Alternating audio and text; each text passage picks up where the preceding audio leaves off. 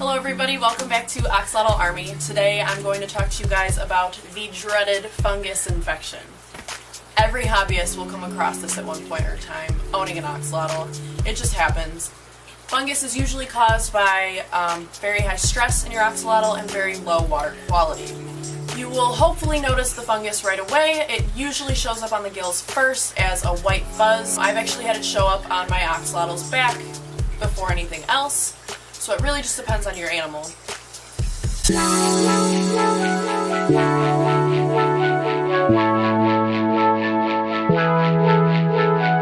Typically it tends to grow in patches, and once you have it, it is very, very aggressive, and unfortunately sometimes too aggressive, and it will take your axolotl's life if not properly treated right away. So, like any other hobbyist, when I first started out, I decided to Google how to get rid of fungus on my axolotl. No matter what the issue you're having with an axolotl, I always first will recommend to change the water. So, how do I get rid of the dreaded fungal infection? First step is to tub your axolotl. I would just take them out of that tank because there's already fungus all in the tank. You don't even know it, it's microscopic, but it will grow on everything.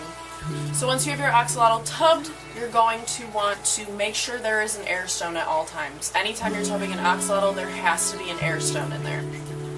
And every single day, you do a 100% water change. After a couple days of doing your 100% water changes, you'll see the fungus start to go away or go away completely. But I cannot stress this enough, you do not stop your water changes at this point. You want to keep going. 2 weeks at a very minimum of changing the water daily. This ensures that if any of the infection was internalized, they're in the healthiest and cleanest water that they can possibly be in so that they can become healthy again.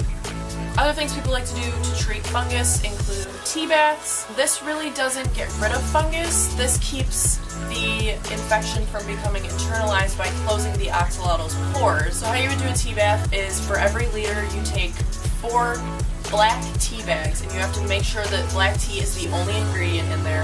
And it does not matter if it's caffeinated or decaffeinated. There has not been any research that shows that either or is better. So you brew your tea, and you let it cool overnight preferably. And obviously you do not want to be putting your axolotl in hot water, whether you stick it in the fridge or the freezer. Get it to the temperature that your axolotl is already in, whether it's in the tank or the tub. You don't want to drastically change temperatures when your axolotl is sick because more stress makes them more sick. You're going to want to leave your axolotl in there for anywhere from 15 to 30 minutes, and that will actually make their skin feel really, really nice. It's almost like a spa treatment. It'll help their slime coat regenerate. I would recommend tea baths if there's ammonia burn going on, or if your axolotl gets a cut or an abrasion. It just really soothes the skin on your axolotl.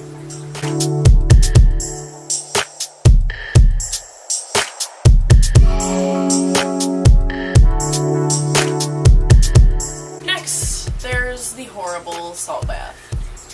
I just don't think it's a very good way to treat axolotls. Typically, putting a freshwater axolotl in salt water is a very great way to stress them out. And like I said, a more stressed axolotl calls for a weaker immune system, which in turn makes your axolotl even sicker than they were before. Yes, salt baths specifically will kill the fungus, but why bother doing it if you can simply just change the water and then you're happy and your axolotl's happy? Actually, the very first axolotl I had never even heard of fungus. I had to look it all up myself, and it was a very scary thing. And of course, on axolotl.org, which is a website I highly do not recommend because the information is very outdated, and actually was the reason why my axolotl died in the end.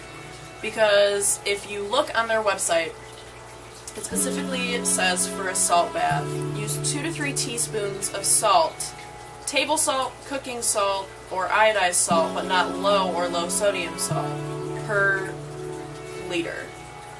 I'm just gonna say, like, never, ever, ever use table salt.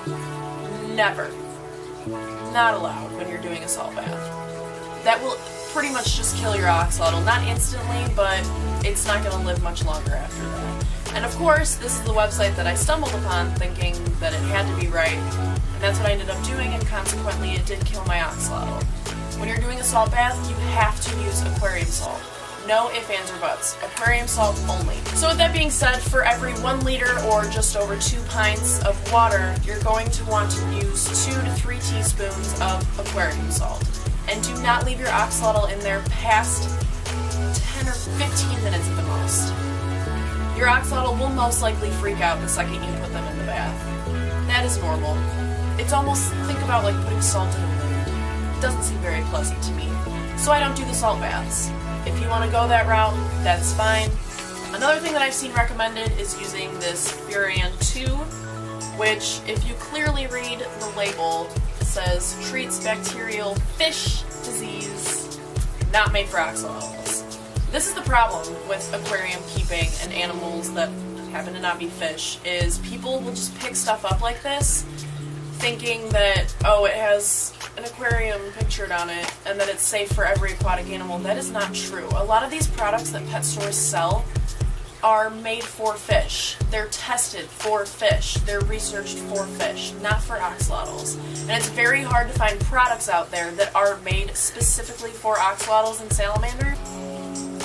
This is really for treating diseases that your axolotl probably doesn't have.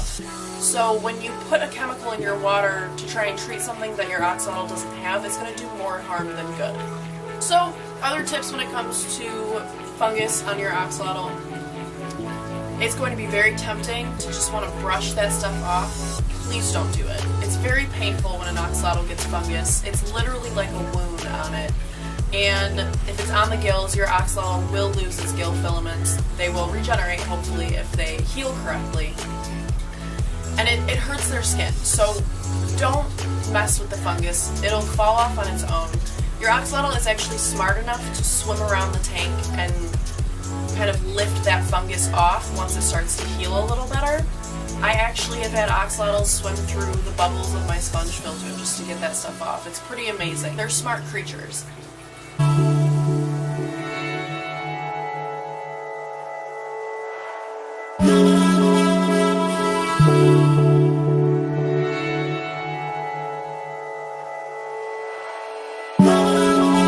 So obviously I hope nobody's axolotls ever suffer from fungal infections, but it's a very common thing, and it does happen a lot, and I can promise you that just giving them fresh and clean water will help them immensely.